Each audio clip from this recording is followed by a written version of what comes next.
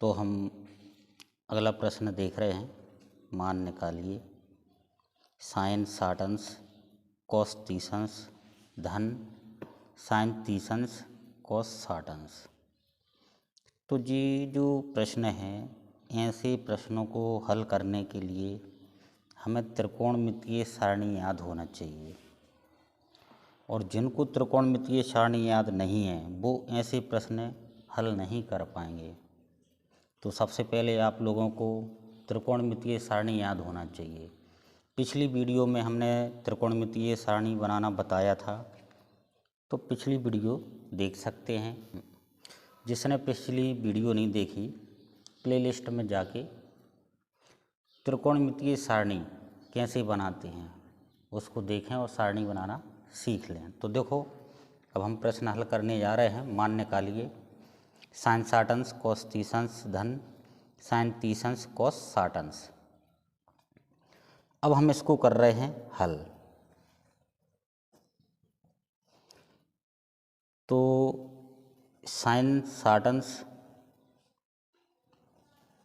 Cos 30 अंश धन sign 30 अंश कॉस 60 अंश हमें मान निकालना है। तो अब इस प्रश्न को अपन हल करें। तो सबसे पहले आया है साइन 60 अंश। साइन 60 अंश का मान होता है करनी 3/2। आगे कोई निशान नहीं है, साइन 60 अंश के बाद कोई निशान नहीं है, इसका मतलब गुणा का निशान है। कॉस 30 अंश, कॉस 30 अंश का मान होता है करनी 3/2। आगे धन लगा है, लगा लें। साइन 30 अंश, साइन 30 अंश का मान होता है 1/2। अब देखें तो साइन 30 अंश के बाद कोई निशान नहीं है, मतलब गुणा का निशान है। कॉस 60 अंश, कॉस 60 अंश का मान होता है 1/2। तो अभी हमने क्या किया है, केवल मान रखे हैं। साइन 60 अंश का मान, कॉस 30 अंश, साइन 30 अंश और कॉस 60 अंश के मान रखे हैं। अब इसको करना है हल, इसको सरल कर दें। अब जैसे यहाँ पे देखें, अंश का गुणा अंश में करना है और हर का गुणा हर में करना है। करनी 3 का गुणा करनी 3 में कर दें तो केवल 3 आएगा, बटे 2 का गुणा 2 में कर दें 4 आएगा। आगे धन लगा है, लगा लो।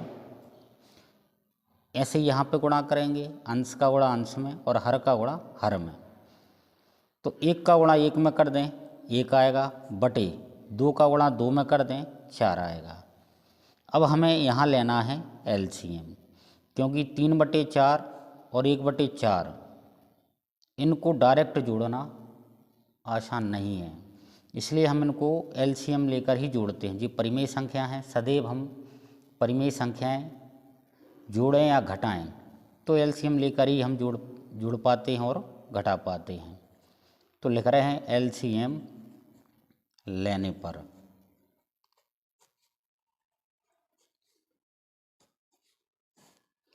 तो इधर देखो बटे में 4, इधर भी बटे में 4, हर समान है तो एलसीएम में कोई एक आ जाएगा। अब हर समान है, बीच में लगा है धन का निशान, तो अंश जुड़ जाएंगे। यहाँ पर अंश 3 है, यहाँ पर अंश 1 है, तो ये हमने अंश जोड़ दिए। 3 धन 1 जोड़ क्यों दिए, क्योंकि हर समान है इसलिए एलसीएम में 4 आ गया और हमने अंश जोड़ दिए। जोड़े क्यों, क्योंकि बीच में धन का निशान लगा था। अब आगे देखें, 3 में 1 जोड़ दो 4 और बटे में 4, यहाँ पे ये कट रहे हैं, काट दो। 4 एकम 4, 4 एकम 4, तो बचा 1। तो जो हमने मान निकाला, इसको जब हमने सरल किया तो सरल करने पर हमें मान मिला 1 और हम यहीं पर डालेंगे आंसर। अब हम अगला क्वेश्चन देखें। अब हम अगला प्रश्न देख रहे हैं। मान निकालिए 2 tan वर्ग 45 अंश धन कॉस वर्ग 30 अंश ऋण साइन वर्ग 60 अंश। तो पहले भी हम बता चुके हैं, ऐसे प्रश्न आप लोग तभी कर पाओगे जब आपको त्रिकोणमितीय सारणी याद होगी, और यदि नहीं है तो क्लियर कर लो। अब हम इसको हल कर रहे हैं। 2 tan वर्ग 45 अंश धन cos वर्ग 30 अंश ऋण sin वर्ग 60 अंश। अब हम यहाँ पर रखें मान, 2 ज्यों के त्यों, लगा लो गुणा को निशान। अब आ गया है tan वर्ग 45 अंश, तो tan 45 अंश का मान होता है 1। अब चूँकि tan पर वर्ग लगा है तो हम 1 पर वर्ग लगा देंगे। आगे धन का निशान लगा लो। cos वर्ग 30 अंश, और cos 30 अंश का मान होता है करनी 3/2। cos 30 अंश का मान करनी 3/2। अब लेकिन cos पर वर्ग लगा है तो हम करनी 3/2 पूरे पर वर्ग लगा देंगे। आगे ऋण चिन्ह लगा है, लगा लें।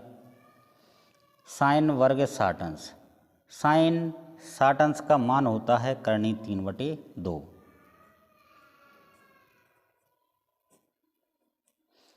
अब लेकिन sin पर वर्ग है तो करनी 3/2 पूरे पे हम वर्ग लगा देंगे। 2 गुणित 1 का वर्ग 1 ही होता है धन, यहाँ पे हमें अलग अलग वर्ग लगाना है। करनी 3 का वर्ग 3/2 का वर्ग 4 ऋण, ऐसे यहाँ पर देखो एक साथ वर्ग लगा है, अलग अलग वर्ग लगाएं। करनी 3 का वर्ग 3/2 का वर्ग 4। आगे देखें, 2 का गुणा 1 में करें, 2 एकम 2, जे धन के 3/4 और जे ऋण के 3/4, बचा केवल 2, और यहीं पर हम डालेंगे आंसर। अगला प्रश्न है, यदि tan 2a बराबर cot a ऋण 18 अंश, जहाँ 2a एक न्यूनकोण है तो a का मान ज्ञात कीजिए। तो देखो हम यहाँ पर देख रहे हैं कि प्रश्न में हमें दे क्या रहे हैं और ज्ञात क्या करना है। तो हमें दे क्या रहे हैं, tan 2a बराबर cot a ऋण 18 अंश, और ज्ञात क्या करना है, a का मान ज्ञात करना है। तो देखो इसको हम हल करें, लिख रहे हैं, दिया है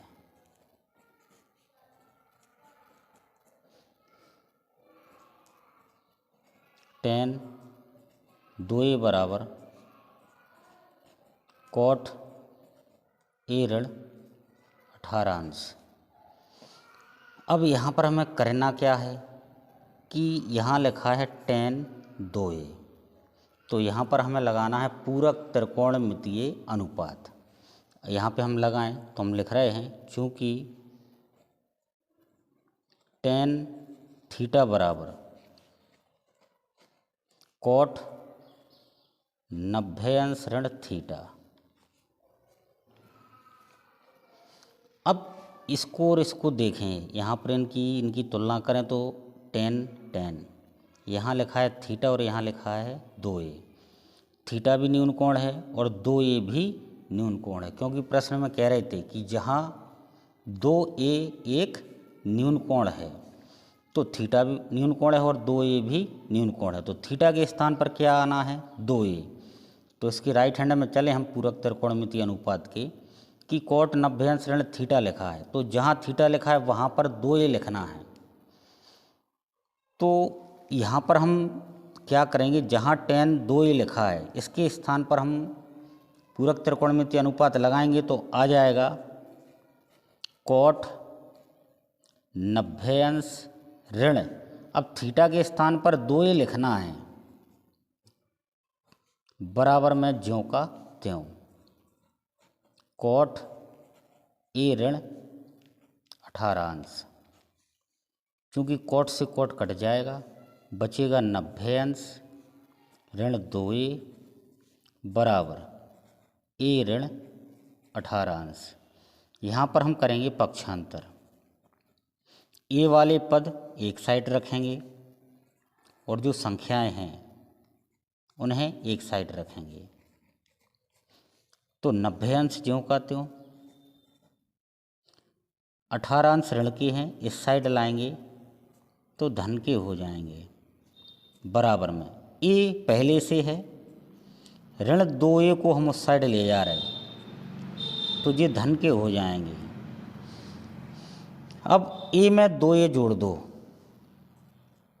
3a आ जाएंगे और बराबर में 90 अंश में 18 अंश जोड़ दें तो ये आ जाएगा 108 अंश। हमने जोड़ा भी है और साथ में घुमा के लिखा भी है। अब यहाँ से 3 का भाग देंगे तो ये आएगा ए बराबर 108 अंश बटे 3। काट दो। अब 3 एकम 3, 3 तिरका 9, 10 में से 9 गए, 1 बचा, उतारे 8, हो गए 18 और 3 18। तो हमने 3 से 108 अंश काटे, 36 अंश बार कटे, ये बराबर आ गया 36 अंश। अब नीचे लिखेंगे अतः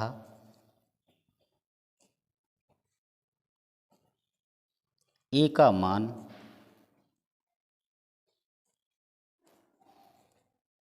36 अंश है और यहीं पर हमें डालना है आंसर।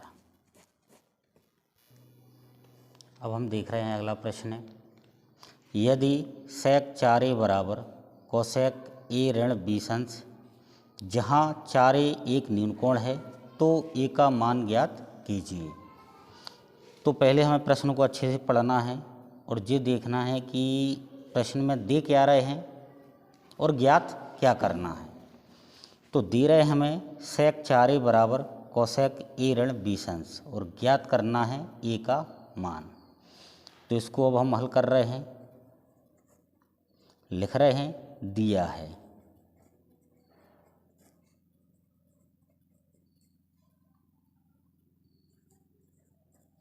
sec 4a बराबर cosec a ऋण 20 अंश। अब यहाँ पे हम देख रहे हैं लेफ्ट हैंड साइड में sec 4a लिखा है और ये जो 4a है, ये 4a क्या है, 4a एक न्यूनकोण है। तो यहाँ पर हम लगाएंगे पूरक त्रिकोणमितीय अनुपात। लिखेंगे चूँकि sec थीटा बराबर कोसेक 90 अंश ऋण थीटा। तो यहाँ पर देखो इन दोनों की तुलना करो, sec 4a थीटा, तो थीटा के स्थान पर आया है 4a। तो जो पूरक त्रिकोणमितीय अनुपात है इसके राइट हैंड में हम थीटा के स्थान पर लिखेंगे 4a। तो sec 4a के स्थान पर देखिए हम क्या लिखते हैं, कोसेक 90 अंश ऋण और थीटा के स्थान पर लिखना है 4a बराबर में राइट हैंड साइड ज्यों के त्यों हम उतार देंगे। कोसेक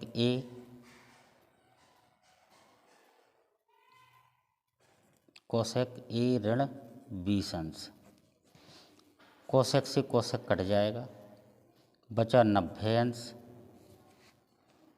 ऋण 4a बराबर a ऋण 20 अंश।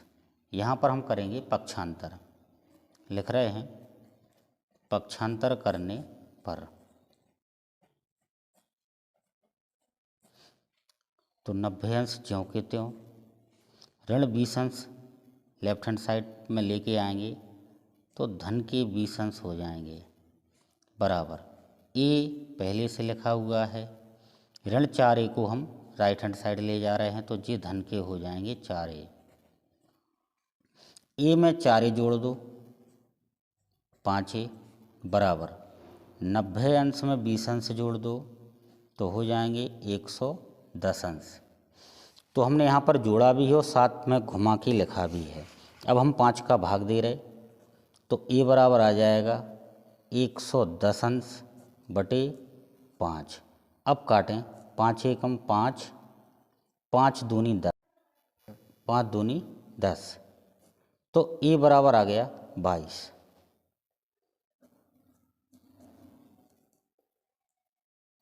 तो हमने ए का मान निकाल लिया। अब लिखेंगे अतः